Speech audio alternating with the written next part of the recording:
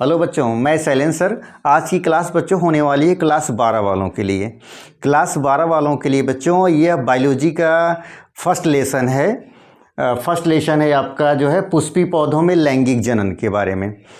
One shoot video कहने का मतलब ये हुआ बच्चों, फर्स्ट लेसन वन वीडियो में कंप्लीट कर दूंगा। वह टॉपिक बच्चों आपके एग्ज़ाम के दृष्टिकोण से मैं इसको बनाया हूँ और उम्मीद करते हैं बच्चों इस लेसन से आप सारे क्वेश्चंस को मैं इंक्लूड करूँगा। पूरा लेसन, पूरा चैप्टर मैं पढ़ाऊँगा। और बच्चों यह जो लेसन होगा यह आपके एग्ज़ाम के दृष्टिकोण से देखते हुए पढ़ाया तो सब हूँ क्लास में बच्चों, और उन बच्चों के लिए भी है जो कम समय में इस वीडियो को देखकर रिवीजन करके वही टॉपिक जो है जो एग्ज़ाम में अधिकतम मैक्सिमम पूछे जाते हैं उन्हीं को इंक्लूड किया हूँ। वैसे तो बच्चों मैं पूरा सिलेबस ख़त्म किया हूँ इस वीडियो में। फर्स्ट लेसन से जितने क्वेश्चंस बनते हैं, जितने टॉपिक आपको बताना है, पढ़ाना है, वह सब बच्चों इस वीडियो में मैंने कंप्लीट कर दिया है, डाल दिया है। बिल्कुल आई होप कि आप लोग बच्चों इस वीडियो को पूरा देखेंगे, पूरा देखिएगा। और इस वीडियो के माध्यम से मैं उन बच्चों को भी बताना चाहूँगा जो बच्चों रेगुलर क्लास नहीं किए थे, उनके लिए भी है ये बच्चों, यह वीडियो आप बिल्कुल देखिएगा। रही बात बच्चों, यह वीडियो आपके परीक्षा अभी प्री बोर्ड चल रहा है, प्री बोर्ड के एग्ज़ाम के दृष्टिकोण से भी, और बोर्ड एग्ज़ाम 22 फरवरी से स्टार्ट है, इसका भी आपको देखना है बच्चों। इन सब को देखते हुए मैं आपके सामने बच्चों वन शूट वीडियो जो है लेकर आया हूँ। आई होप कि आप सब इस वीडियो के माध्यम से, इस लेसन के माध्यम से जितने क्वेश्चंस बोर्ड में आने वाले हैं उन सबको मैं पढ़ूंगा और आपको पढ़ाऊंगा। और बच्चों एक चीज़ और मैं आपको बताना चाहूँगा बच्चों, अब वह समय नहीं रहा। अब वह समय गया कि जब लोग बच्चे चीटिंग कर लिए, चीटिंग करके जो है पढ़ लेते थे या कोई कहीं ना कहीं से करके। अब ऐसा कुछ भी नहीं। मैं तो यही कहूँगा, भारत सरकार को भी बहुत बहुत धन्यवाद देना चाहूँगा और अपनी यूपी सरकार को भी बहुत बहुत धन्यवाद देना चाहूँगा कि जो भी बच्चे अब जितने कॉम्पिटिटिव एग्ज़ाम होने वाले हैं, हो रहे हैं, उन सब को निगरानी, चाहे बोर्ड का हो चाहे आपके कॉम्पिटिटिव एग्ज़ाम के हों, उन सब की निगरानी उन्होंने सीसी कैमरे के द्वारा जो है सारे जितने आपके सेंटर बने होते हैं उन सब के माध्यम से, कैमरे के माध्यम से आप लोग करवाया जाता है एग्ज़ाम। इससे बच्चों 100% पारदर्शिता आ रही है कि एग्ज़ाम में। और बच्चों अब एक चीज़ और भी मैं आपको कहना चाहूँगा कि अब वो वही नौकरी पाएगा बच्चों जो ईमानदारी से पढ़ा होगा। ऐसा नहीं कि चीटिंग करके आप कहीं से इधर उधर करके आप पढ़ के कोई नौकरी मार देंगे, ऐसा कभी हो ही नहीं सकता। अब क्यों ये अच्छा भी है बच्चों, क्योंकि बच्चा अब जिसके पास ज्ञान होगा, जो नॉलेज रखेगा उस टॉपिक पे, वही बच्चा आगे चलकर निकलेगा। वरना ऐसे कुछ नहीं हो, टाइम पास के पढ़ रहे हैं तो आप टाइम पास के लिए ना पढ़िए, ज्ञान के लिए पढ़िए। और ज्ञान बच्चों बहुत कॉन्सेप्ट, बेसिक कॉन्सेप्ट से आप क्लियर करिएगा। बेसिक कॉन्सेप्ट अगर आपका क्लियर हुआ तो आप उस टॉपिक से, उस लेसन से बच्चों आप बहुत ही अच्छा स्कोर करेंगे और अपने भविष्य अपना उज्जवल बनाएंगे। बहुत दूसरी बात है बच्चों कि आप पहले क्या होता था, छोटे मोटे ऐसे होता था कि अरे ठीक है हमारे लड़का है, हमारी लड़की की तरह देख लीजिएगा ऐसा। अब किसी के पास इतनी हिम्मत नहीं रहती है बच्चों कि सीसी कैमरा चल रहा होता है, फुटेज चल रहा होता है, गाड़ी चल रही होती, बोर्ड एग्ज़ाम चल रहा होता है, किसी के पास इतनी हिम्मत नहीं होती कि जी क्लास में जाकर कुछ भी जो है गलत हरकत या गलत इस तरह से जो है अनुचित साधन का प्रयोग कर पाते होंगे बच्चों। यह बच्चों उन सबके लिए भी लागू होता है जो बच्चे कहते हैं ना गरीब दुखिया, इस सब चीज़ के बच्चे में पढ़ नहीं पाया, ऐसा कुछ नहीं बच्चे। मैं आपको बताना चाहूँगा अपने इस वीडियो के माध्यम से बच्चों कि गरीब होना ये आपकी किस्मत में था, लेकिन गरीब ही मर जाना ये आपके कर्म पर डिपेंड करता है बच्चों। ऐसा नहीं है बच्चों कि जो है आप पढ़ें, ऐसे तमाम यूपी गवर्नमेंट या भारत सरकार जो है बच्चों शिक्षाएं जो है निःशुल्क कर दिए हैं, किताब भी मिल रहे हैं, सब चीज़ भी मिल रहा है बच्चों। लेकिन आप लोग पढ़ने में कहीं ना कहीं जो है लापरवाही करते हैं, ईमानदारी से आप पढ़ते नहीं। बस ईमानदारी से आप पढ़िए, 100% आप जॉब लेकर ही जाएंगे आप। तो इतना मैं आपको ये भी बताना चाहूँगा बच्चों कि आज जो लेक्चर है, जो लेसन पढ़ा रहा हूँ पुष्पी पौधों में लैंगिक जनन, ये क्लास 12 के बायोलॉजी का पहला लेसन है। और दूसरी बात बच्चों, इसमें इस चीज़ में जितना इसमें आपके क्वेश्चन से पूरा वन शॉट वीडियो है, पूरा इस वीडियो पूरा एक लेसन में ख़त्म कर रहा हूँ उसका पूरा, जो वही टॉपिक वैसे पढ़ाऊँगा पूरा ही पूरा पढ़ाऊंगा, लेकिन जो इम्पोर्टेंस दृष्टिकोण से है या आपके एग्ज़ाम के दृष्टिकोण से है बच्चों, उसी को मैं जो है इसको टच किया हूँ और 100% आप में इस वीडियो के माध्यम से आपको जो है लाभ होगा ही होगा।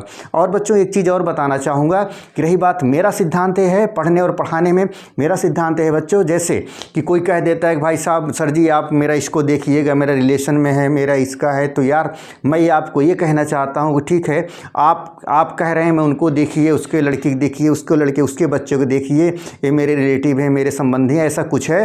तो बच्चे जो मेरे माध्यम से आए, जो हम पर विश्वास करके वो बच्चा आया है, तो क्या मैं उनके साथ नाइंसाफ़ी करूं? ऐसा नहीं करूंगा मैं अपने सिद्धांत में ऐसा नहीं करता हूं। मैं अपने कॉलेज, मैं अपने लेक्चर में, अपने क्लास में, मैं सारे बच्चे हमारे लिए समान हैं, चाहे किसी एक टीचर का बच्चा हो, चाहे एक गरीब का बच्चा हो। अगर मेरा जैसे एक टीचर्स का बच्चा है, जिसे कोई रिलेशन वाले बच्चे रहते हैं, उसी प्रकार से मेरा बच्चा वो भी है जो हमारे भरोसे से आया, अक्सर के भरोसे से आए हैं, कि वैसा मैं उनके साथ नाइंसाफ़ी नहीं कर सकता, न अपने सिद्धांत के साथ मैं अटल हूँ, तो अटल ही रहूँगा। तो ये मेरा सिद्धांत है पढ़ने और पढ़ाने का। जितना मैं लेबर मैं उस बच्चे का करूंगा जो बता रहे हैं मेरा रिलेशन का ऐसा है वैसा, मैं उतना ही लेबर बच्चा एक अननोन बच्चे के प्रति करूंगा जिसका कोई संबंध नहीं है किसी प्रकार से, सिर्फ वो टीचर्स के भरोसे आया है बच्चों। क्योंकि टीचर्स बच्चा ये होता क्या है कि माँ बाप के बाद यदि बच्चे का जो है परवरिश हुआ है तो आपके टीचर और गुरु जी के ही द्वारा अच्छा हुआ है, तभी उसका भविष्य उज्जवल हो सकता है, वरना उज्जवल नहीं होगा। ये अटल सत्य है। दूसरी बात बच्चों कि हॉनेस्ट से, ईमानदारी से पढ़िए। वह समय गया कि जब आप चीटिंग कर ऐसा कुछ कर आके आप पास हो जाते थे और नौकरी ले लेते थे, ऐसा कुछ अब नहीं रहा। मैं फिर आपको दोहराता हूं अपने वीडियो के माध्यम से, इस चैनल के माध्यम से, भारत सरकार को और यूपी गवर्नमेंट को बहुत ही अच्छी पॉलिसी को लेकर जो सारे exam, competitive exam CC camera footage के द्वारा कराते हैं, उनको मैं बहुत बहुत धन्यवाद देना चाहता हूं। और दूसरी बात बच्चों ये भी कहना चाहता हूं कि अब जो हॉनेस्ट से पढ़ेगा, हॉनेस्टी से पढ़ेगा, ईमानदारी से पढ़ेगा, वही जॉब पाएगा, वही सफल आदमी बन पाएगा। तो चलिए बहुत ज़्यादा कुछ बात ना करते हुए बच्चों अपने टॉपिक पे आते हैं, अपने लेसन पे आते हैं। यह बच्चों देखिए पुष्पी पौधों में लैंगिक जनन, यह फ्लावरिंग प्लांट का है। मैं आपको बता दूं, क्लास में भी इसको पूरी तरह से डिस्कस मैं कर चुका हूं, बता भी चुका हूं बच्चों। तो आप बिल्कुल परेशान ना होइएगा, अब बिल्कुल घबराइएगा ना, एकदम कंटिन्यू आप सब कुछ बच्चों।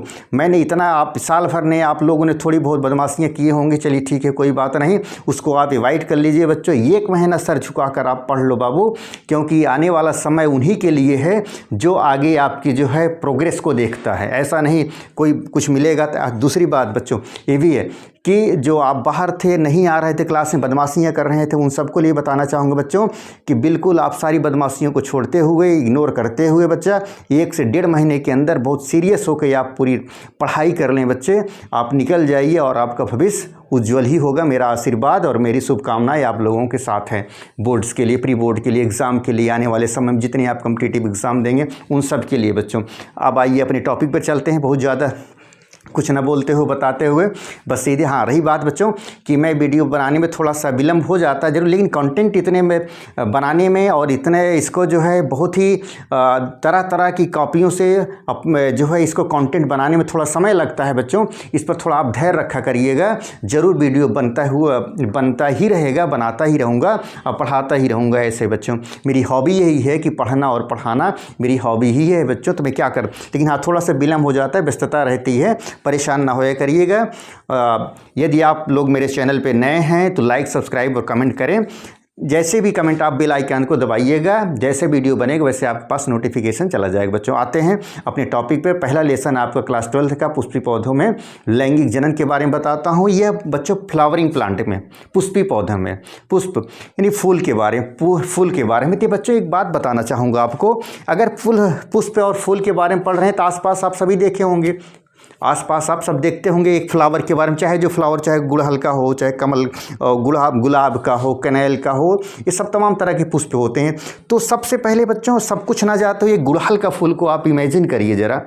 आप आसपास आपके पास गुड़हल ज़रूर होगा, अपने हमारे विद्यालय कैंपस में गुड़हल लगे हैं, उस फूल के माध्यम से मैं बच्चों को पढ़ाता भी हूँ, बताता भी हूँ सभी को। अगर फूल खिले रहते हैं तो मैं बच्चों को बताता हूँ भैया आप लोग लेकर आइए बच्चा, मैं आपको एकदम एक्सप्लेनेशन कर रहा हूँ, बिल्कुल एक आप उसके पूरी डिस्कशन कर दूँगा, TS ट्रांसफर सेक्शंस काट के आपको जो है एक्सप्लेनेशन करता हूँ, बताता भी रहता हूँ बच्चों। और दूसरी बात बच्चों, मैं आपको एक और बात बताना चाहूँगा, मैं वह चीज़ नहीं करने आया हूँ कि काश शब्द नहीं जोड़ने आया हूँ। फॉर एग्ज़ाम्पल कि जब हम पढ़ रहे होते हैं तो होता है कि यार अरे अगर मेरी हिंदी मेरा इंग्लिश से सर पढ़ाए होते तो आज मेरी इंग्लिश और हिंदी सही हुआ होता। ऐसा नहीं है बच्चों, आप लोग अभी बच्चे ही रहेंगे, हाइयर जाएंगे, पढ़ेंगे, लेकिन कहीं ना कहीं आप अपने टीचर्स को मॉनिटरिंग कर लेते हैं, आप लोग आकलन कर लेते हैं कि ये कैसे पढ़ा रहे हैं, कितना नॉलेज है, कितना कैसे क्या पढ़ा रहे हैं, सभी लोग आप लोग मॉनिटरिंग कर लेते हैं बच्चों। जैसे आप बीए बीएससी करने आते हैं, कंपटीशन में जाते हैं बच्चों, वहीं आपकी कमजोरियों का एहसास होता है कि काश पिछले क्लास में 9-10 में या 8-9-10 में वो लोग या 12th 10th में वह टीचर आज हमें पढ़ाए होते तो आज मेरा सब्जेक्ट वीक नहीं होता। मैं आपको बताना चाहता हूँ बच्चों, बायोलॉजी में वह टॉपिक, ऐसा कोई टॉपिक बचेगा नहीं जिसको मैं इसको टच ना करूँ और पूरा एक्सप्लेनेशन आपको निचोड़ ना दे दूँ। यह आपके एग्ज़ाम के तरह पे, स्पेशली आपके नीट के एग्ज़ाम के जो आप बायोलॉजी वाले हैं, डॉक्टर्स बनने की चाह रखते होंगे उनके लिए भी, और जितने एग्ज़ाम कॉम्पिटिटिव देते हैं विज्ञान के बायोलॉजी से रिलेटेड जितना आते रहते हैं सब मैं इंक्लूड करता हूं बच्चा। यह शब्द मैं आपके सामने नहीं करवाना चाहता हूं कि साइलेंसर रहें और यह चीज़ उन्होंने नहीं पढ़ाई इसलिए मेरी कमज़ोर है। मैं 100% पढ़ा कर जाऊँगा बच्चों, पूरा टॉपिक काश शब्द वाला मैं अपनी लाइफ में जोड़ूंगा नहीं। दूसरी बात, ठीक है, अब आते हैं अपनी टॉपिक पे बच्चों कि फूल आप गुड़हल का देखे होंगे, ठीक है, गुड़हल का देखे होंगे तो गुड़हल का फूल देखने के बाद आप लोगों के मन में होना भी चाहिए यार ये हरा क्यों है, इसमें कितने चक्र हैं, कितनी लेयर है, उसके ऊपर देखिए गुड़हल के ऊपर बने फिर रहते हैं तमाम तरह के, वो सब कभी सोचें, डिस्कस किए हैं, सब क्लास वाले बच्चे सब जान रहे हैं, सबको एक फूल देकर आप लोगों को जो है बताया भी गया था जो है ना। तो अब आपको जानते हैं पुष्प क्या होता है, पुष्प का इंटरनल स्ट्रक्चर क्या होता है, इसमें कितने भाग होते हैं, कि नर कौन होता है, पुष्प कौन होते हैं, मादा कौन होते हैं, और पुष्प में भाग कितने होते हैं, ये सब पूरा डिस्कस करने वाला हूं बच्चों। तो चलिए आप पुष्प के बारे में पढ़ते हैं। क्या है पुष्पी पौधों में लैंगिक जनन। ये मैंने एक फ्लावर लिया है, इसका गुड़हल का आप ले लीजिए, गुड़हल का लेंगे। गुड़हल का मैंने ट्रांसफर सेक्शन लंबवत काट करके इसका जो इंटरनल स्ट्रक्चर दिखाया हूँ कि आखिर ये है क्या बच्चों, इसके बारे में पूरा मैं आपको बता रहा हूँ। इसका डिफिनीशन देख ले, पुष्प की संरचना के बारे में, फ्लावरिंग। यह बच्चा इंपॉर्टेंट है, आपके एग्जाम में लॉन्ग में आ सकता है बच्चों, इसको विशेष तौर पर देखिएगा, फिगर जरूर बनाया करिए, फिगर से ही आपका इंप्रूवमेंट होता है। मैक्सिमम मार्क पाने के फिगर से ही इंप्रूवमेंट होता है। थियरी सभी लिखे रहते हैं लेकिन फिगर जो बनाए रहते हैं उनमें कला होती है, फिगर बनाने में जो बच्चे वाकई में इंटरेस्टेड रहते हैं उनकी फिगर बनाने की कला बहुत ही ज़बरदस्त रहती है। तो आइए देखते हैं पुष्प की संरचना। पुष्प क्या होता है, पुष्प पौधे का प्रजनन अंग होता है।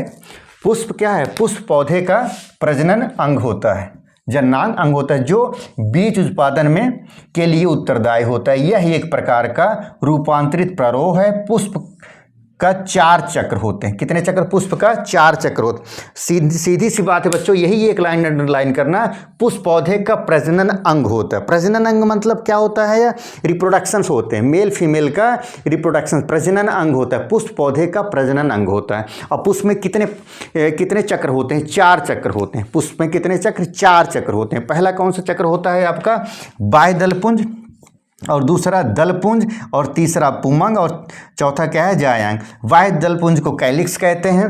देखो बच्चों, वाह्य दल, देखो अभी आप देखिएगा, यह सब चीज़ें आप ये जो बनाया हूँ फिगर आपका पुष्प की लंबवत का टीएस काट फ्लावर की है, ये पूरा स्ट्रक्चर आप अपने माइंड में रखिए और आप लोग एक गुड़हल का फूल जरूर ले लिए करिएगा, ध्यान से लीजिएगा और मेरा वीडियो देखते रहिएगा। जैसे जैसे मैं बताता जा रहा हूँ वैसे वैसे आप उसकी लेयर को देखते जाइएगा, वैसे लेयर को तोड़ते जाइएगा, एक एक चक्र को तोड़ते जाइए और उसके बारे में पढ़ते जाइए। देखिएगा बच्चों, पूरा फ्लावर आपका डिस्कस एकदम पूरी तरह से आपका एक्सप्लेनेशन हो जाएगा। कभी भी कोई कहीं भी किसी प्रकार का कन्फ्यूजन नहीं होने वाला है।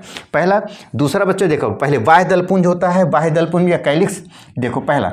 दूसरी ये देखिए डंठल होती है, फिलामेंट, पेडिशिल बोलते हैं, और उसके बीच में देखो जैसे बनाया काले वाला, ये देखो ग्रीन कलर के होगा, हरे रंग का होगा, और ये चीज बीच में एक थैलमस होता है, पुष्पमासन थैलमस होगा। ये जो काले कलर की ऐसे मैंने बनाया है एक चित्र का ऐसे वाला, इसको बोलते हैं सेपल या कैलिक्स, कैलिक्स या सेपल, इसको बोलते हैं बाह्य दलपुंज। यह पुष्प जो हरे रंग का हो, यह पुष्प क्या होता है जो हरे रंग का होगा कैलिक्स, ये क्या होगा, यह पुष्प का प्रथम चक्र होता है। यह कलिका अवस्था में रक्षा प्रदान करता है। बहुत इंपॉर्टेंट, पुष्प का पहला चक्र कौन होता है, कैलिक्स, बाह्य दलपुंज। बाह्य दलपुंज होता है जब जो हरे रंग का होता है। देखिए आप जब पुष्प खिला नहीं रहता, कली के रूप में रहता है, तो उसको चारों तरफ से जो है कवर्ड किए रहता है। यही कौन सा, बाह्य दलपुंज, ये हरे रंग। यह कलिका अवस्था में पुष्प को सुरक्षा, प्रोटेक्शन देता है, प्रोटेक्ट किए हुए रहता है, बाहरी आघातों से बचाने का काम करता है। कौन, कैलिक्स काम करता है। दूसरा क्या है आपका, कोरोला या दलपुंज। ये आपका कोरोला या दलपुंज, पेटल, ये वाले पेटल, कैलिक्स या कोरोला। आप इसको जो है दलपुंज को कोरोला, यह क्या होता है, यह पुष्प का दूसरा चक्र होता है। यह पुष्प का दूसरा भाग या दूसरा चक्र होता है। यह रंगीन होते हैं और परागण हेतु कीटों को आकर्षित करते हैं। दलपुंज बच्चों बहुत इंटरेस्टेड है इसमें। दलपुंज क्या होता है, कोरोला क्या होता है, यह पुष्प का दूसरा चक्र होता है। दूसरी बात, यह रंगीन होता है। रंगीन होता है। रंगीन क्यों होता है, सबसे बड़ी बात है। क्लास में मैं आप लोगों को बताया भी हूँ बच्चों, जो अट्रैक्शन करते हैं, जो सजते समझते रहते हैं, आप देखिएगा फिर जो भी देखिए शादी ब्याह में, अरे यार बहुत सारे आप लोग समझ रहे हैं। होता क्या है, देखो जो यह कोरोला जो पुष्प का दूसरा भाग होता है, यह रंगीन होता है। रंगीन क्यों होता है, यह कीटों को अपनी ओर आकर्षित करता है परागण के लिए। परागण के लिए रंगीन होगा, सुगंधित होगा, तभी तो कीट उसके तरफ आकर्षित होंगे, है कि नहीं है। तो आप देखिए दूसरी प्रकार से देखिए बच्चा, वैसे ठीक है, नेक्स्ट वीडियो में इसको डिस्कस कर लेंगे कभी। और क्लास में बताया भी हूँ बच्चों, क्या रंगीन क्यों होते हैं कोरोला, लाल पीयर क्यों होते हैं, क्यों, कीटों और भौरों को अपनी ओर आकर्षित करने के लिए, क्यों, परागण के लिए कोरोला। ठीक है, दूसरा, तीसरा, और उसके बाद तीसरा क्या हो गया, पुमंग या एंड्रूसियम। यह क्या होता है, यह पुरुष या पुष्प का तीसरा चक्र होता है। यह पुष्प का नर जनांग होता। एग्जाम्पल बहुविकल्पी में यही पूछा जाएगा बच्चों। अगर पूछा गया ऑब्जेक्टिव में एंड्रूसियम पुष्प का कौन सा भाग होता है, तो सबसे पहले बोलिएगा बच्चा यह नर भाग, यह नर जनांग होता है पुष्प का। एंड्रूसियम पुष्प का क्या होता है, एंड्रूसियम पुष्प का नर जननांग, मेल रिप्रोडक्टिव सिस्टम होता है। वेरी वेरी इंपॉर्टेंट, यही 2019 में पूछा गया था ऑब्जेक्टिव में बच्चा कि एंड्रोसियम पुष्प का कौन सा भाग होता है, तो नर जननांग होता है, पूछा गया था बच्चा। बिल्कुल आप इसको अंडरलाइन करके याद रखेंगे। और दूसरा, चौथा क्या है, जायांग। जायांग क्या होता है, यह पुष्प का चौथा चक्र होता है। यह क्या करता है, यह पुष्प का मादा जननांग होता है, गाइनेसियम। दो दिखा इसमें, फ्लावरिंग स्ट्रक्चर में और फूल के स्ट्रक्चर में बच्चों दो क्वेश्चंस याद रखना हमेशा, बहुविकल्पी के रूप में दो क्वेश्चंस हमेशा याद रखिएगा, आता ही आता रहता है। पहला कि क्या एंड्रूसियम पुष्प का कौन सा भाग, तो नर जननांग एंड्रूसियम, सीधी सी ऑब्जेक्टिव 2019 में पूछा गया था क्वेश्चन बच्चा। ठीक है, और दूसरा क्वेश्चन, गाइनेसियम पुष्प का कौन सा, तो यह पुष्प का मादा जननांग होता है, कौन, गाइनेसियम। ठीक है बच्चा, इसका आप स्क्रीनशॉट लीजिए, उसके बाद इसकी क्लास करवा रहे हैं आप। स्क्रीनशॉट, टेक एन स्क्रीनशॉट, उसके बाद में क्लास करवा रहा हूं।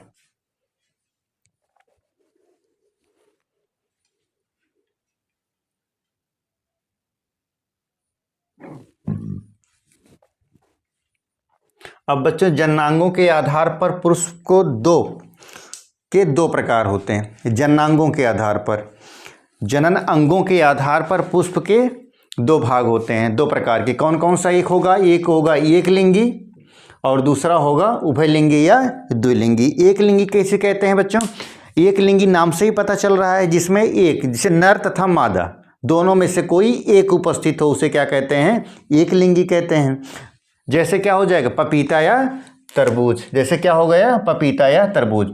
जिसमें पुंकेसर या स्त्रीकेसर में से केवल एक जननांग उपस्थित हो, उसे क्या कहते हैं, एक लिंगी पुष्प कहते हैं। अर्थात जिसमें नर तथा मादा जननांग अलग अलग होते हैं, उसे क्या कहते हैं, एक लिंगी पुष्प कहते हैं।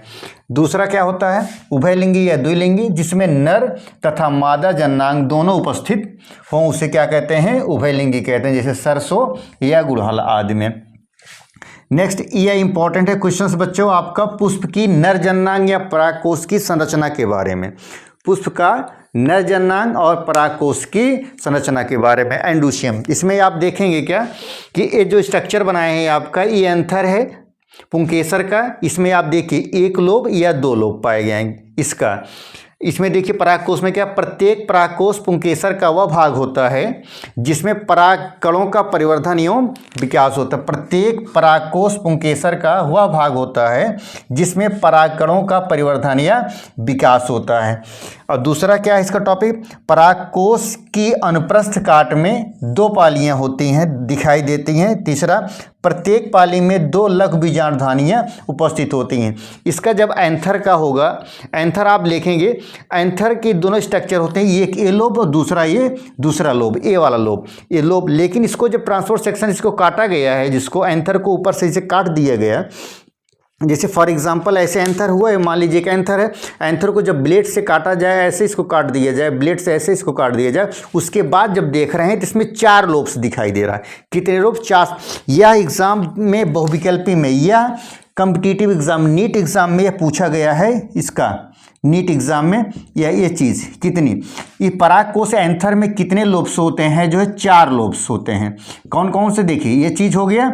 और दूसरे ए परागकण, ये पॉलन ग्रेन है, ये क्या है, परागकण। यही परागकण जो है जमीन पर परिपक्व अवस्था में गिर जाता है और न्यू प्लांट का जो है जर्मिनेशन हो जाता है। ये इसमें 4, 1 2 3 4 लोग। इसके बीच जो ये चीज़ें हैं एक दूसरे से जो कनेक्ट रहती हैं, कौन से संयोजी ऊतक होता है, एक दूसरे के संयोजी ऊतक से ये डिवाइड होते हैं। और इसके ऊपर पॉलन ग्रेन, पॉलन ग्रेन में जो रहता है, पॉलन सेक में ही पॉलन ग्रेन रहता है, परागकोश में ही क्या रहता है, परागकण रहता है।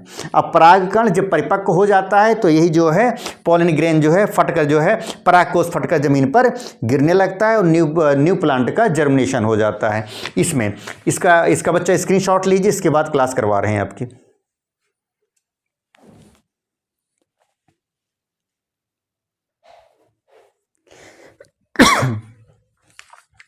यह बच्चों यह दो फिगर जो है बच्चों बहुत ही ज़्यादा इंपॉर्टेंट है, क्वेश्चंस आपके बोर्ड एग्जाम में आने वाले में से जो है, इसमें ओनली फिगर बनाने के आता है, जो है 2 से 3 नंबर के लिए आएगा, या तो लॉन्ग में आएगा 4 नंबर के लिए आएगा बच्चों। यह फिगर दोनों इंपॉर्टेंट है बच्चों। अब परागकोश की संरचना के बारे में, स्ट्रक्चर ऑफ जो है स्ट्रक्चर ऑफ पॉलन सैक, इसमें परागकोश कि क्या हो, देखो पराग, ये अगर दो ये वाला आप पार्ट देख लीजिए और दूसरा फिगर है आपका ये बी वाला, आप इसमें देखेंगे ए और बी का अगर क्वेश्चंस पूछा गया, आप लोग बच्चों करते क्या है, कंफ्यूज हो जाते हैं। ठीक तरह से आप जो है बार बार से सरसरी निगाह से आप क्वेश्चंस पेपर पे पढ़ लेते हैं, ऐसा नहीं, सीरियस होकर क्वेश्चंस पेपर 1 या 2 बार पढ़ा करिए। नहीं तो होता क्या है बच्चों, आपका आता हुआ क्वेश्चंस जो है आप जो है नहीं कर पाते हैं, क्योंकि आप हड़बड़ी में से पढ़ लेते हैं। तो सीरियस होकर क्वेश्चंस पे जो है पढ़ा करिए बच्चों। इसमें एक परिपक्व परागकोश, एक अपरिपक्व परागकोश, मेच्योर एंड अमेच्योर में। मेच्योर में अपरिपक्व परागकोश में बच्चा ये वाला फिगर आपका बनेगा, ये वाला अपरिपक्व परागकोश में। ध्यान देना, फिगर जरूर बना लेना इसका। दोनों इंपॉर्टेंट फिगर है जो है, दोनों इंपॉर्टेंट फिगर है, ये भी इंपॉर्टेंट है और आपका ये भी इंपॉर्टेंट है फिगर। अगर अपरिपक्व परागकोश की संरचना पूछी गई टीएस काट अनुप्रस्थ काट का, तो बच्चा ये वाला बनाइएगा। उसमें बताए थे 4 लोब्स होते हैं जो है एंथर का, जब उसको काटा गया अनुप्रस्थ काट 4 लोब्स नीट में एग्जाम में पूछा गया है। एंथर के जो है कितने लोब्स होते हैं, 4 लोब्स होते हैं, 2 पालियां होती हैं। और इसमें देखें बच्चों, देखो ये आपका ये बीच वाला वेस्कुलर बंडल है आपका, ठीक है। उसके ऊपरी लेयर जो काले कलर कैसे बनाया हूँ चारों तरफ गोल गोल करके, इसको क्या बोलते हैं, एपिडर्मिस। मिडिल वाला जो ब्लू वाला करके इसके बोलते हैं मिडिल लेयर। और इसके बाद तीसरे वाले के बोलते हैं टेपिटम। यह टेपिटम बहुत ही बार पूछा गया है एग्जाम में बच्चों। टेपिटम क्या होता है, यह अपरिपक्व परागकोश में पाए जाने वाला जो है होता है, इसमें क्या बोलते हैं, टेपिटम होता है। दूसरा आपका जो है इसमें लिखा गया जो बीच वाला नीचे वाले में है, इसमें एमएमसी मतलब माइक्रोस्पोर मदर सेल, इसको शॉर्ट फॉर्म बोलते हैं एमएमसी को, माइक्रोस्पोर मदर सेल। और उसके बाद जो इसके जस्ट नीचे पाया गया है एंथर वाल, परागकोश की लेयर पाई जाएगी। ये अपरिपक्व का परागकोश का स्ट्रक्चर है बच्चा। अब दूसरा जो पूछा जाएगा, मेच्योर में परिपक्व परागकोश की संरचना बनाइए, तो परिपक्व परागकोश की संरचना ये वाली है बच्चे। तो आप इसको देखिएगा परिपक्व वाली परागकोश की संरचना के बारे में। इसमें आप ये देखिएगा कि इसकी जो लेयर होती है, आप देख रहे हैं पोलन ग्रेन ऊपर वाला एपिडर्मिस, ये आपका वेस्कुलर बंडल आपका हो गया। आप ये आज देखिए, आपका ये पोलन ग्रेन है। परिपक्व में होता क्या है, परागकोश में ही परागकण होता है, ये भी आप जानते हैं अच्छी तरह से। जब परागकोश पूरी तरह से मेच्योर हो जाता है, वो फट जाता है, तो उसमें जो परागकण हैं वह परागकण जमीन पर, देखिए जमीन पर जो है पोलन ग्रेन परागकण जमीन पर गिरने लगते हैं। जब गिर जाते हैं जमीन पर, तो इसी पर जो है आपका न्यू प्लांट का जर्मिनेशन हो जाता है, ओरिजिन हो जाता है परिपक्व में। और अपरिपक्व वाला फिगर आपका ये है बच्चा। तो दोनों फिगर में आप अंतर जरूर देख लीजिए, दोनों फिगर आप कंफ्यूज मत होया करिए कि अपरिपक्व कौन है परिपक्व कौन है। परिपक्व में पोलन ग्रेन बनेगा, जो नीचे आपका देखिए नीचे गिरेगा, मेच्योर होकर जो है न्यू प्लांट का जर्मिनेशन करेगा, प्लांट बनाएगा। और दूसरा क्या होगा, ये परिपक्व वाला है बच्चों, इसमें एक वेस्कुलर बंडल, उसके बाद outer layer of epidermis, in the middle layer जो आपका टेपिटम के जस्ट ऊपर बना है ब्लू कलर का। और उसके बाद जब इसके जस्ट टेपिटम के जस्ट नीचे आपका एमएमसी माइक्रोस्पोर मदर सेल है आपका, और माइक्रोस्पोर मदर सेल के जस्ट नीचे आपका एंथर वाल जो कोशिका भित्ति बनी हुई है बच्चे। इसका फिगर जरूर से जरूर ड्रा कर लीजिए, ओनली फिगर बनाने का आता है, 4 नंबर का आता है। इसको राइट डाउन करिए, इसको स्क्रीनशॉट लीजिए, फिगर बनाइए, क्लास करवा रहे हैं आपकी।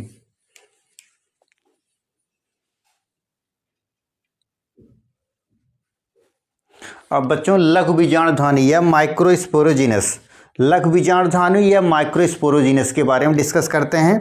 लॉन्ग में पूछे जाते हैं 5 नंबर के लघु बीजाणुधानी। इसका एक क्वेश्चंस आता है, इसको आप लिखिए, उसके बाद इसके क्वेश्चंस एक आता है। क्वेश्चंस आपके नीट में पूछा गया कई बार, और बहुविकल्पी में इसका बोर्ड यूपी बोर्ड एग्जाम में भी पूछे गए हैं 2 या 3 बार। इसके बाद उसका एक क्वेश्चंस कराते हैं, बहुत ज़बरदस्त क्वेश्चंस है, बहुत ही अच्छा क्वेश्चन है, समझ में आ जाएगा पूरी तरह से। लघु बीजाणुधानी या माइक्रोस्पोरोजिनस क्या होता है, यह क्रिया पहला, इस क्रिया के अंतर्गत परागकोश तथा परागकणों का परिवर्धन होता है। इस क्रिया में लघु बीजाणुधानी में परागकोश जिसमें परागकण होता है, जिसमें परागकण होते हैं, परागकोश में ही परागकण होते हैं। इस क्रिया में परागकोश तथा परागकणों का डेवलपमेंट होता है, क्या होता है, विकास होता है या परिवर्धन होता है। दूसरा क्या होगा, प्रत्येक कोशिका पेरिक्लिनिकल डिवीजन की सहायता से विभाजित होकर बाहर की ओर एक प्राथमिक भित्ति कोशिका तथा भीतर की ओर एक प्राथमिक माइक्रोस्पोरोजिनस सेल का निर्माण करती है। तीसरा टेपिटम, इसको अंडरलाइन करेंगे, टेपिटम परागकोश की एक कोशिकी अंतःभित्ति है।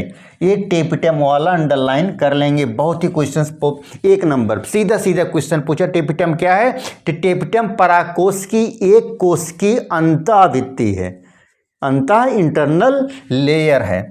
चौथा है परागकोश के अंदर लघु बीजाणु मात्रकोशिकी में अर्धसूत्री विभाजन के द्वारा लघु बीजाणु बनने की प्रक्रिया लघु बीजाणु जनन कहलाती है।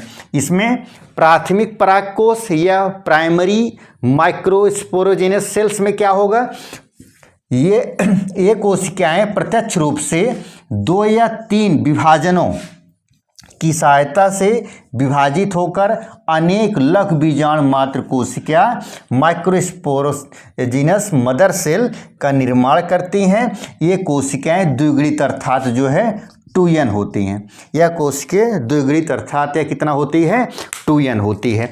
बच्चों इसका स्क्रीनशॉट लीजिए, इसके बाद जो इंपॉर्टेंट क्वेश्चन है उसको मैं करवा रहा हूँ आपका कि आता है न्यूमेरिकल टाइप इसमें क्या होता है। इसको पहले 2n, द्विगुणित का क्या मतलब होता है, 2n, इसका स्क्रीनशॉट लीजिए, इसको राइट डाउन करिए, तब तक उसको मैं करवा रहा हूँ आपको।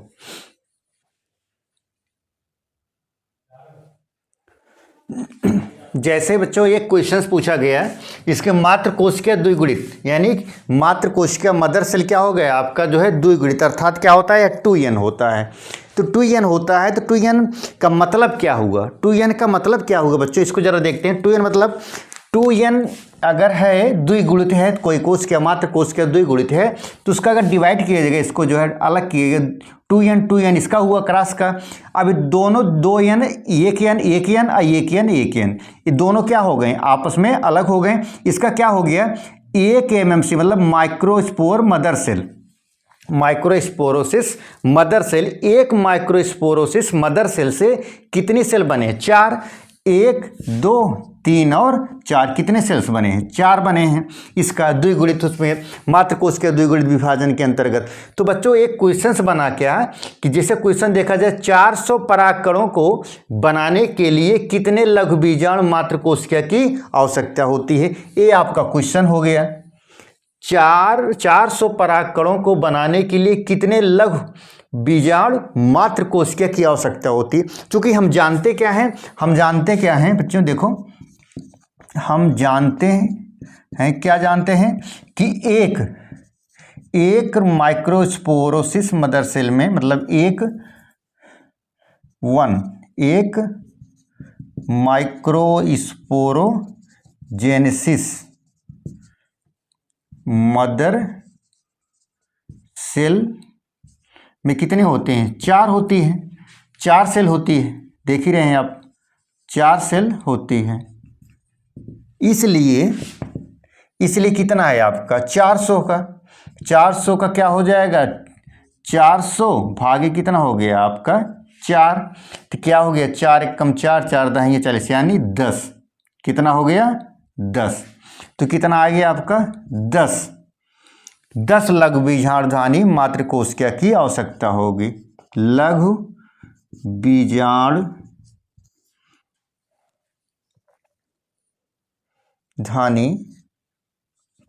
400, 4 एकम 4 यानी 400 लघु बीजाणुधानी मात्र कोशिका की आवश्यकता होगी। इसका यही आपका क्या हो गया, आंसर हो गया। यदि दूसरा क्वेश्चन अगर कर दिया जाए, ये आपका सलूशन होगा। एक माइक्रोस्पोर, जैसे 400 परागकणों को बनाने के लिए कितने लघु बीजाणुधानी की आवश्यकता, जो कि हम जानते क्या है, एक माइक्रोस्पोर 1 जो है MMC बराबर कितना होता है, 1 MMC बराबर होता है 4 सेल के। एक माइक्रोस्पोरोजेनेसिस मदर सेल कितने को होती है, 4 सेल के। तो 400 है, तो 400 डिवाइडेड बाई 4 कितना आपका 4 है ही है, 4 से भाग करेंगे, 4 एकम 4 यानी 100 लघु बीजाणुधानी मात्र कोशिका की आवश्यकता होगी। इसी प्रकार यदि कर दिया जाए दूसरा क्वेश्चन, तो दूसरा क्वेश्चन आपका अगर जैसे 200 के लिए आप निकालेंगे, तो जैसे 1 का होता है क्या, 1 का हो गया है आपका 4 और 200 को हो जाएगा क्या आपका 200 भागे कितना हो गया 4 एकम 4, 4 पंचे 20 यानी 50 लघु बीजाणुधानी की आवश्यकता होगी। इसी प्रकार अगर यहाँ पर 200 कर दिया जाए, 200 परागकणों को बनाने के लिए कितने बीजाणुधानी की आवश्यकता होगी, 50 की होगी। और जो है यदि 400 परागकणों की बनाने के लिए कितने लघु बीजाणुधानी की आवश्यकता होगी, 100 की होगी बच्चा। ये आपका आंसर। इसका आप क्वेश्चंस जरूर लिखिए, ये इंपॉर्टेंट क्वेश्चंस है, बोर्ड में कई बार आ चुका है, तो इसको जरूर आप राइट डाउन करिए, क्लास करवा रहे हैं आपकी।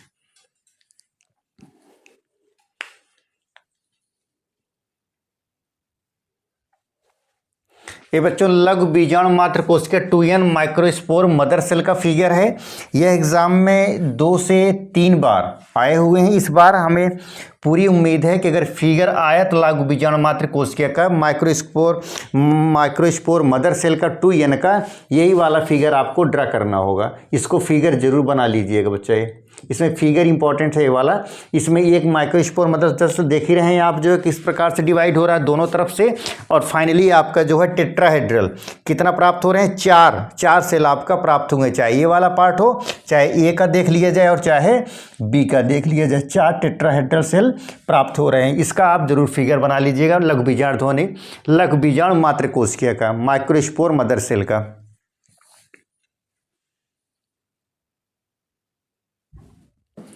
लघु बीजाणु या नर मुकोद्भिद गैमेटोफाइट का, मेल गैमेटोफाइट या नर लघु बीजाणु का एक्सप्लेनेशन बच्चे। इसमें देखिए लघु बीजाणु परागकण या लग बीजांड या परागकण नर युग्मकोद्भिद या गैमेटोफाइट की प्रथम कोशिका होती है जो सामान्यतः एक कोशिकी अगुणित गोलाकार या अंडाकार तथा द्विस्तरीय भित्ति से ढकी हुई संरचना होती है। ये इसका फिगर है बच्चों, इसका फिगर जरूर बना लीजिएगा ये इसका, ठीक है।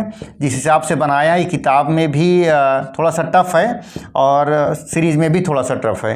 तो एग्जाम्पल जो है इसका फिगर जो है बहुत ईजी वे में बनाया है, इसका जरूर बना लीजिएगा। इसकी जो है अंदर की परत जो है ये बता आपकी नली केंद्रक है, और दूसरी वाली इसका जो है पराग नलिका की कोशिका हो गई, और ये जनन कोशिका, जनन छिद्र और अंतःचोल यानी इंटरनल एक्साइन बाय एक्सटर्नल आपकी एक्साइन, और क्या आपकी वैकोलिया रिक्तिका हो गई। इसका सिंपल सा फिगर यही है आपका आएगा नर युग्मकोद्भिद गैमेटोफाइट का फिगर के बारे में, ठीक है।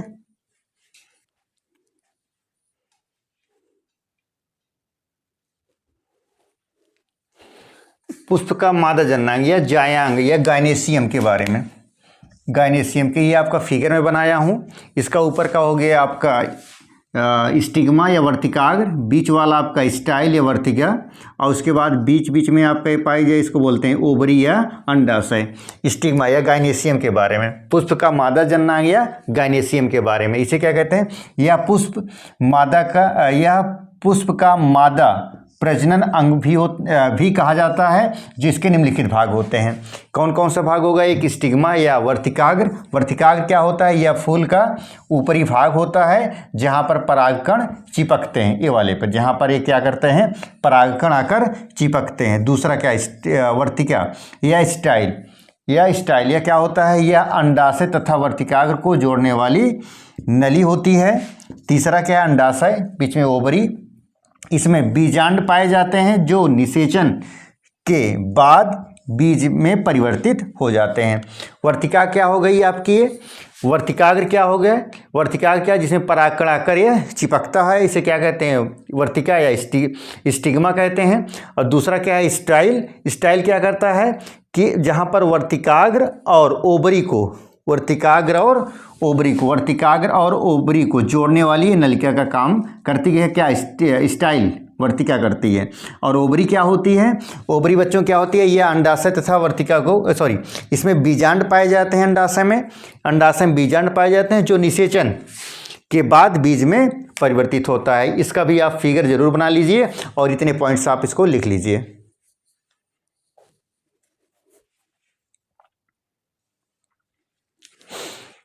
बच्चों इसमें अब जो टॉपिक है बीजांड की संरचना, यह इस लेसन का सबसे इम्पोर्टेंट टॉपिक देखा जाए तो यही है बीजांड का। इसको आप 100% आप इम्पोर्टेंट लगाइए और यहाँ से पढ़ना इसको ज़रूर याद करिएगा।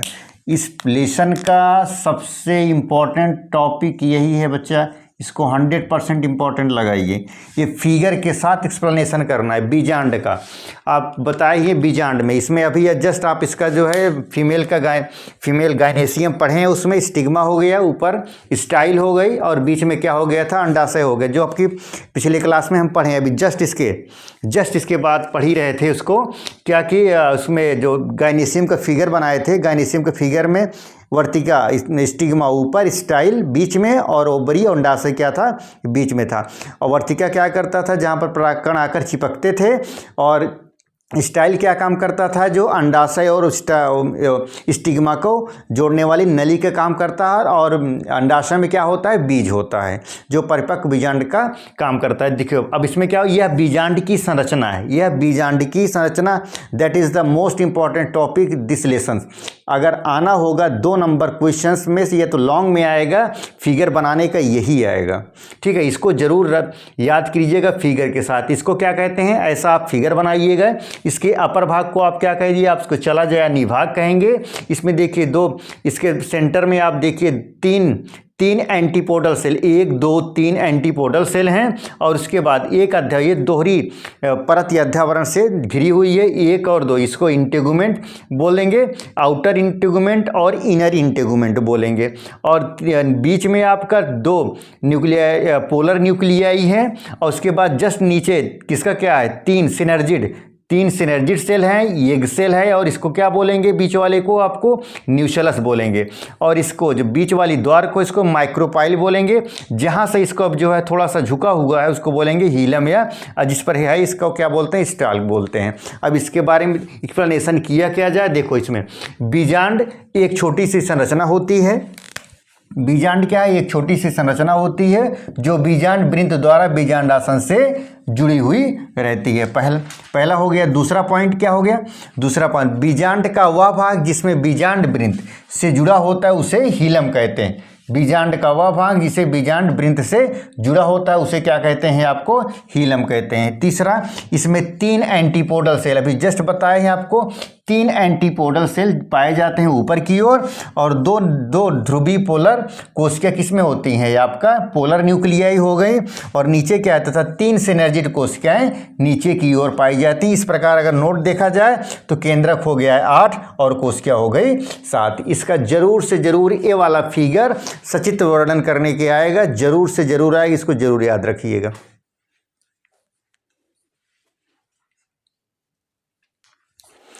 भ्रूणकोश का विकास, इंडोस्पर्म का डेवलपमेंट क्या होगा, सक्रिय गुरु बीजाणु यानी मादा सक्रिय गुरु बीजाणु युग्मकोद्भिद को की प्रथम कोश क्या होती है, या भ्रूणकोश का डेवलपमेंट में आप देखेंगे सक्रिय गुरु बीजाणु मादा कोश युग्मकोद्भिद की प्रथम कोश क्या होती है, सक्रिय गुरु बीजाणु अपना आकार बढ़ाकर बीजांडकाय का अधिकांश भाग क्या करती है या घेर लेती है।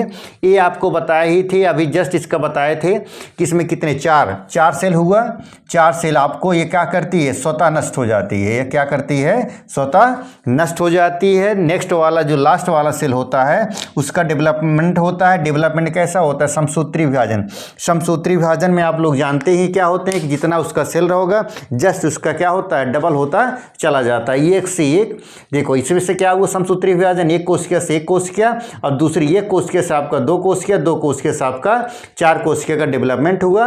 अंत में क्या हुआ, आपका इंडोस्पर्म आपका जो है बीजांडकाय का या न्यूसेलस का निर्माण करा। न्यूसेलस का निर्माण करने के बाद किया क्या है, आपका 3 आपका एंटीपोडल सेल हो गया, जस्ट ऊपर इसके बताए थे, 2 पोलर न्यूक्लियाई आपकी हो गई, और 3 आपका सिनर्जिड यानी सिनर्जिड से सहायक कोश क्या हो गई। ये आपका हो गया क्या, इंडोस्पर्म का भ्रूण कोश का विकास हो गया बच्चों। इसका आप फिगर जरूर बना लीजिए। फिगर भी कभी कभी पूछता है, सचित्र वर्णन 1 या 2 नंबर के आसपास, 1 या चाहे 2 नंबर में पूछा जाता है ये चीज़ का, ठीक है।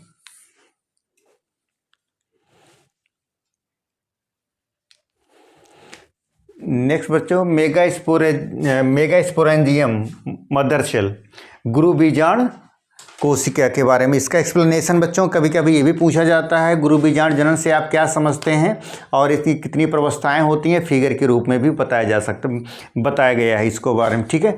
आप गुरु बीजाणु जनन में क्या होगा, गुरु बीजाणु की 4 ABCDE यानी 5 प्रवस्थाओं को मैंने फिगर के रूप में ड्रा किया है। इसमें दिखाया गया है क्या है, प्राइमरी आर्चिस्पोरियल सेल। दूसरा क्या हो गया, इसका जो है एक सेल से कितना सेल बने, 2 सेल बने आपके, 2 सेल आपका क्या हो गया, प्राइमरी स्पोरोजिनस सेल हो गया, ये आपका प्राइमरी स्पोरोजिनस। इससे कितने बने, 3 बन गए, सेल वॉल और माइक्रोस्पोर मदर सेल यानी MMC बन गए, 3 हुआ। और चौथा क्या हो गया, लीनियर टेट्राहेड्रल आप जो है मेगास्पोर ये आपका बना हुआ है। और डी क्या हुआ आपका, डेवलपमेंट ई हो गया डेवलपमेंट आपका, इसका नीचे वाले 1 2 3 ये आपका डीजनरेटेड आप मदर सेल हो गई। और उसके बाद बीच का वाला क्या हो गया, एक्टिवेट आप मदर सेल हो गया, ठीक है, एक्टिव आप मदर सेल हो गई। 5 आपके जो है प्रवस्थाओं को गुरु बीजाणु जनन का फिगर मैंने ड्रा किया है, इसको जरूर आप बना लीजिएगा। अब गुरु बीजाणु जनन कहते किसको हैं, गुरु बीजाणु मात्र कोशिका में अर्धसूत्री विभाजन के फलस्वरूप गुरु बीजाणु बनने की प्रक्रिया क्या कहलाती है, गुरु बीजाणु जनन कहलाती है। गुरु बीजाणु मात्र कोशिका में अर्धसूत्री विभाजन के फलस्वरूप गुरु बीजाणु बनने की प्रक्रिया क्या कहलाती है, हमारा गुरु बीजाणु मात्र कोशिका कहलाती है। इसका फिगर बना लीजिए बच्चों, इसके बाद नेक्स्ट क्लास आपकी करवा रहे हैं।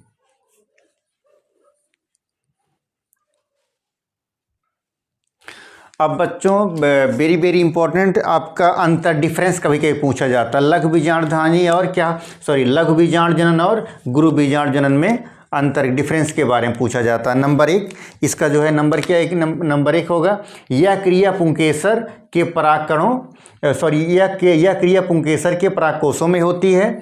इसका क्या हो जाएगा, यह क्रिया स्त्रीकेसर के बीजांड के अंदर होता है, पहला पॉइंट।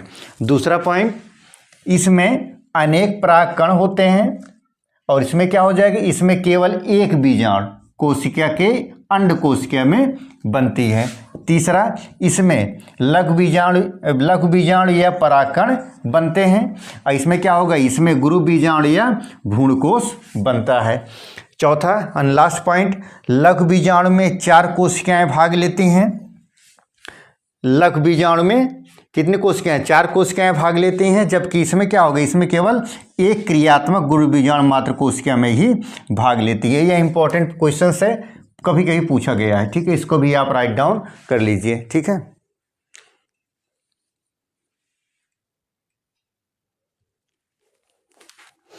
बच्चों ये परागण जो है आपके वाइवा के दृष्टिकोण से भी बहुत इंपॉर्टेंट है और जो है लॉन्ग क्वेश्चन से परागण से ज़रूर एक क्वेश्चन ज़रूर बनेगा।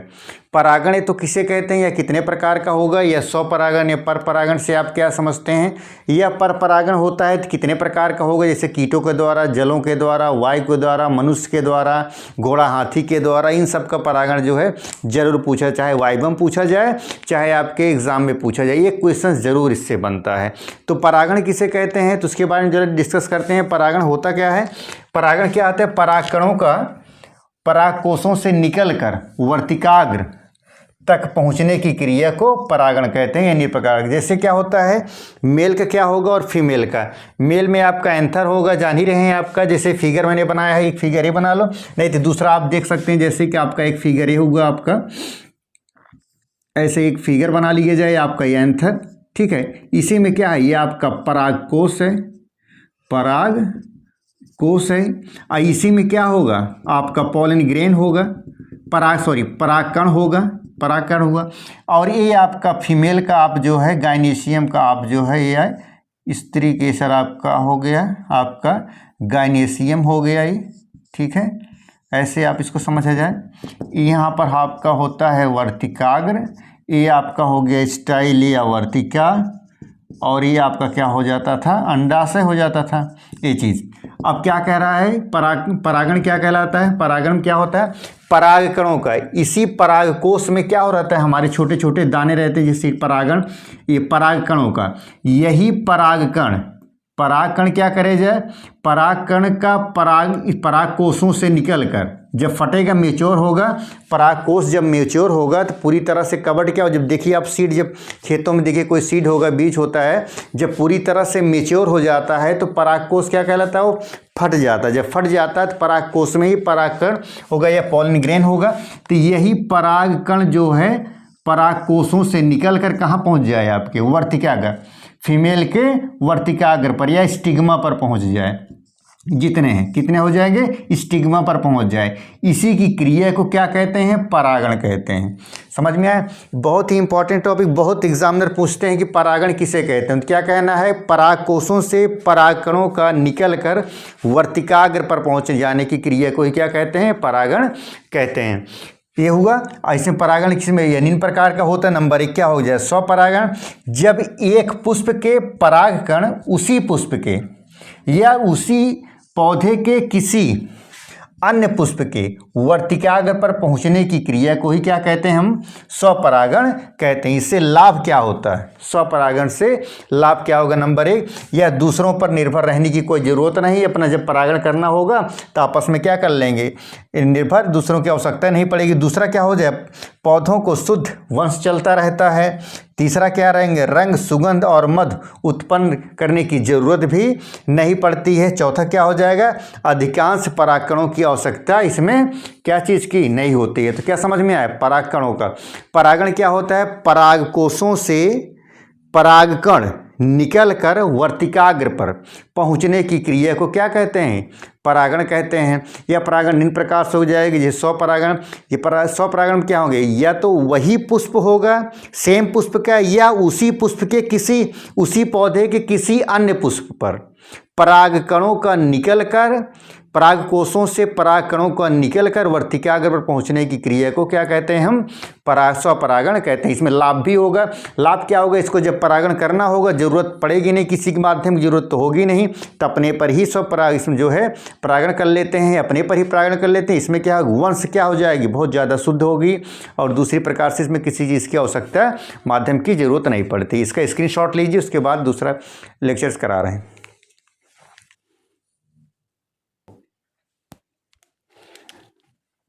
अब स्वपरागण की हानियाँ, सेल्फ पॉलिनेशन में हानियाँ। अभी तो लाभ बताया, उसके बाद हानियों के बारे में देखते हैं।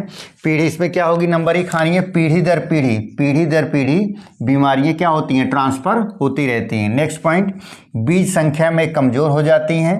तीसरा, ऐसी बीज शीघ्र नहीं पकते हैं। चौथा है, नई प्रजाति की उत्पत्ति होती है। जैसे इसमें होता है ना शादी ब्याह, कि कभी कभी होते हैं ना ये पंडित जी वगैरह लोग, उसमें कहते क्या है बच्चा, इसमें होता क्या है कि सेम जातियों में, सेम कास्ट में जो है यदि शादी कर लिया जाता है तो उसकी न्यू वाली जनरेशन क्या कहती है? कमज़ोर होती जाती रहती हैं। इसीलिए जो है शादी जो है अपने गोत्र में ना करके दूसरे गोत्र में करते हैं, जिससे क्या होती है? नई जातियाँ क्या होती हैं? नई जातियाँ उत्पन्न होती हैं, उसका डेवलपमेंट अच्छा होगा, विकास अच्छा होगा, नया बीज और नई सोच के साथ वह जो है डेवलपमेंट होता है। उसी प्रकार से हमारे जो है प्लांट में भी होता है। क्या इसके जो जब स्वपरागण होगा, तो जब स्वपरागण होता है सेम पुष्प सेम जात से ही करवाएंगे, तो आने वाली जनरेशन जितने का क्या होंगी? कम, धीरे धीरे जो है कमज़ोर होती जाती है, उसका विकास भी कम हो जाता है, और उनका जो है डेवलपमेंट, विकास और सोचने समझने की प्रजातियाँ भी क्या हो जाती हैं? कम हो जाती हैं। उसी प्रकार इसमें हानियाँ कौन कौन सी होंगी? या पीढ़ी दर पीढ़ी, जब सेम वही रहेगा जिसमें पीढ़ी दर पीढ़ी क्या होगी? बीमारियाँ का, जैसे शुगर हो जाता है ना, शुगर होता है, ये सब ब्लड प्रेशर, एक सब क्या होती हैं? जो जेनेटिक होती रहती हैं। तो इसमें शुगर क्या, अगर पेरेंट्स में है तो जो शुगर जो है उसके न्यूबॉर्न बेबी में भी होता जाता है। जैसे पीढ़ी दर पीढ़ी बीमारियां ट्रांसफ़र होती जाती हैं। बीज संख्या में कमज़ोर होता जाता है, ऐसे बीज शीघ्र नहीं पकते हैं। दूसरा क्या, नई प्रजातियों की उत्पत्ति होती है। इसमें दूसरा परपरागण। अब आप स्वपरागण हो गया, इसमें क्या हो गया? परपरागण में क्या होगा? जब परागण समान जाति के दूसरे पौधे के माध्यम दूसरे पौधे के मध्य या दूसरी जात के पौधों के मध्य होता है, तो इस प्रकार के परागण को क्या कहते हैं? परपरागण कहते हैं। परपरागण के लिए सबसे ज़्यादा क्या जरूरी है? परपरागण के लिए, स्वपरागण के लिए माध्यम की आवश्यकता नहीं होती, और सेम पुष्प सेम प्लांट जो है सेम जो है जात के सेम उसी पौधे के पुष्प पर या उसी पौधे के अन्य पुष्प पर क्या होती हैं? जो है परागण होता है। परागकणों का वर्तिकाग्र पर पहुंचने की क्रिया को क्या कहते हैं? परागण कहते हैं। तो इसमें जो स्वपरागण होता है, इसमें माध्यम की आवश्यकता नहीं होती है। हवा चला अपने आप क्या हो जाता है? वही पुष्प के उसी ये तो सेम पुष्प पर गिर गई, या जो क्या उसी पौधे के दूसरे पुष्प पर गिर गई, ये तो सिर्फ जो है परागण हो गए। परपरागण मतलब जो दूसरे के द्वारा परागण, परपरागण मतलब जो दूसरे के द्वारा। इसमें सबसे जरूरी क्या है? इसमें माध्यम की आवश्यकता होती है। इसमें परपरागण में माध्यम की आवश्यकता होती है, या माध्यम। और उसके बाद परपरागण की विधियां क्या हो गया? एक पुष्प के परागकणों को दूसरे पुष्प की वर्तिकाग्र पर पहुंचाने के लिए कुछ जैविक तथा अजैविक साधनों की आवश्यकता होती है। तथा जैविक साधनों में क्या कौन से है? कीट आ जाएगा, जैसे चिड़िया हो गई, जैसे मनुष्य हो गया है आपका। ये आपका किस में हो गया? आपका जैविक संसाधन में हो गया। और दूसरा अजैविक में क्या हो जाएगा? अजैविक में क्या हो जाएगा? वायु हो गई, जल हो गई, कीट हो जाएगी, सब वायु हो गया और जल हो गई। ये सब में क्या हो गया आपका?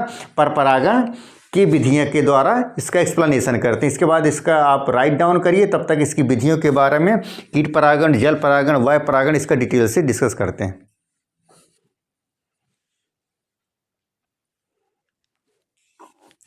अब बच्चे इसमें वायु परागण देखते हैं। वायु परागण के बारे में डिस्कस करते हैं। वायु परागण होता क्या है?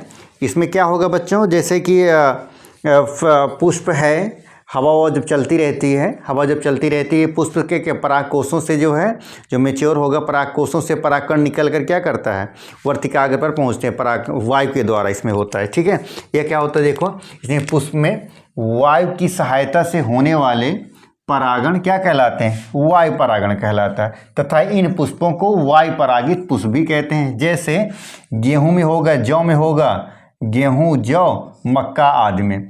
उसके बाद जंतु परागण, पुष्पों में जंतुओं की सहायता से होने वाले परागण को क्या कहते हैं, जंतु परागण कहते हैं। जिसमें क्या हो जाए, कीट होगा, पक्षी होगा, चमगादड़, मनुष्य, हाथी आदि की सहायता से यह करते हैं। नेक्स्ट, कीट परागण में क्या होगा, अधिकांश पुष्पों में पर परागण कीटों की ही सहायता से होता रहता है। इसमें एग्जाम्पल क्या आया है, ये पूछा गया, बहुविकल्प में पूछा गया, 80% लगभग क्या होगा, 80% जो है पर परागण किसके द्वारा होता है, कीटों के द्वारा होता है। कीटों परागण की विशेषताएं क्या होती हैं, नंबर 1, पुष्प प्रायः आकार में बड़े होते हैं। नंबर 2, मकरंद, सुगंध एवं चमकीले रंग के कारण यह कीट इनकी ओर आकर्षित होते हैं।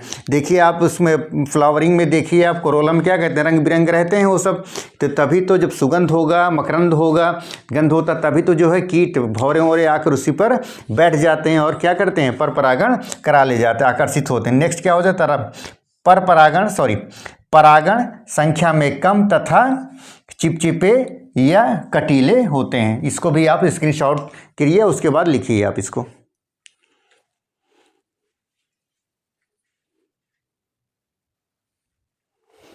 अब बच्चे पक्षी परागण, चिड़िए उड़ियों को परागण कैसे होता है, पक्षी परागण क्या होता है। पक्षी परागण जाइए, पक्षी हमेशा उड़ते जलते रहते हैं, एक पुष्प से दूसरे पुष्प या एक पेड़ से दूसरे पेड़, ऐसे दूसरे से तीसरे, तीसरे से चौथे उड़ते रहते हैं। इससे जो क्या होता है, पर परागण हो जाता है। इसमें देखेंगे पक्षी पुष्पों का रंग एवं आकार देखकर क्या करते हैं, आकर्षित होते हैं और वहाँ से मकरंद भी चूसते हैं। इस क्रिया में पक्षी एक पुष्प से दूसरे पुष्पों पर भ्रमण करते रहते हैं, इसकी सहायता से परपरागण होता है, जैसे बिग्नोनिया में। दूसरा क्या हो गया, चमगादड़ द्वारा परागण, कचनार, कदम आदि पौधों में चमगादड़ द्वारा परागण होता है। नेक्स्ट आपका जल परागण, पुष्पों जल की सहायता से होने वाला परागण की क्रिया क्या कहलाती है, हमारा जल परागण कहलाता है। जैसे क्या हो जाएगा, हाइड्रिला हो गया और नयास हो गया। जल परागित पुष्प की विशेषता क्या होती है, छोटे पुष्प क्या होते हैं, छोटे होते हैं, रंगहीन होते हैं, गंधहीन होते हैं, मकरंदहीन होते हैं। और पर परागण के लाभ क्या होगा बच्चा, नई जाति उत्पन्न होगी। नंबर 1 क्या होगा, नई जाति उत्पन्न होगी। नंबर 2 अच्छी नस्ल बीज बड़े जल्दी पकने वाले होंगे। तीसरा क्या होगा, हाइब्रिड प्रजाति की बनती है, इससे उत्पादन की क्षमता क्या होती है, बहुत ज़्यादा होती है। चौथा क्या होगा, बदले हुए वातावरण में अनुकूलन की क्षमता पाई जाती है। इसमें क्या होगा, इसमें हाइब्रिड में क्या होते हैं बच्चों, हाइब्रिड में मैक्सिमम जो है पैदावार होती रहती है। इसको भी आप स्क्रीनशॉट लीजिए और लिखिए, उसके बाद नेक्स्ट क्लास करवा रहे हैं आपकी।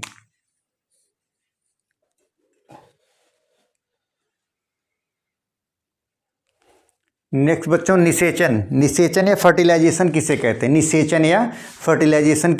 निषेचन के बारे में डिस्कस करते हैं। निषेचन क्या कहते हैं, इस घटना को सर्वप्रथम स्ट्रासबर्गर ने सन 1884 में बताया था।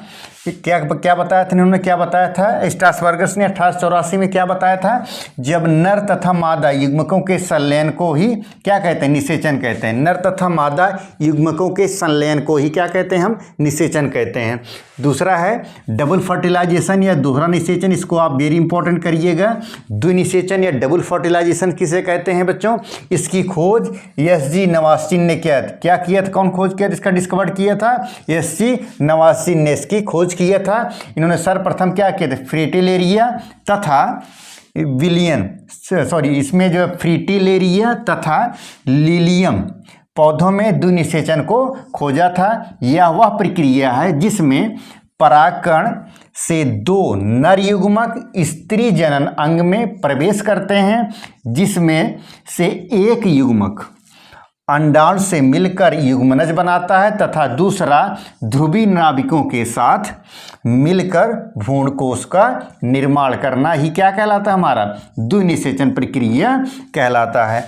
नेक्स्ट है आपका अनिषेक जनन। यह क्या होता है, ये भी इंपॉर्टेंट है बच्चों। द्विनिषेचन, अनिषेक जनन, अनिषेक फलन में से एक आएगा जरूर आपका। अनिषेक फलन क्या कहता है, बिना निषेचन के अर्थात अनिषेचित बीजांड द्वारा अगुणित भ्रूण में बीज का विकास होना अनिषेक जनन कहलाता है। जैसे आलू हो गया और धतूरा, आलू के प्लांट में और धतूरा के प्लांट में। और दूसरा नेक्स्ट क्या है, अनिषेक फलन। जब पौधों में परागण एवं निषेचन के बिना ही फल का निर्माण हो जाना ही क्या कहलाता है, हमारा अनिषेक फलन कहलाता है। जैसे किसमें होगा, अंगूर में, केला में, अनानास में और पपीता में। इसमें क्या होगा, अनिषेक फलन में जब पौधों में परागण एवं निषेचन के बिना, परागण एवं फर्टिलाइजेशन मतलब न परागण हो न उसमें निषेचन, निषेचन मतलब क्या होगा, नर युग्मक तथा मादा युग्मक का संलयन भी ना हो और सीधा क्या हो जाए, फल का निर्माण हो जाए, उसे क्या कहते हैं हम, अनिषेक फलन कहते हैं। जैसे अंगूर हो गया, केला हो गया, अनानास हो गया, पपीता हो गया। या बच्चों इसमें तीनों इंपॉर्टेंट आप लगाइए इसको, ये आपका अनिषेक फलन और अनिषेक जनन इंपॉर्टेंट लगाइए। डबल फर्टिलाइजेशन, अनिषेक जनन और अनिषेक फलन पर आप इंपॉर्टेंस लगा सकते हैं। टॉपिक्स में, तीनों टॉपिक्स में जरूर से जरूर आपका ये आएगा जरूर बोर्ड एग्जाम में बच्चों। इसको राइट डाउन करिए, स्क्रीनशॉट लीजिए, तब तक नेक्स्ट क्लास करवा रहे हैं आपकी।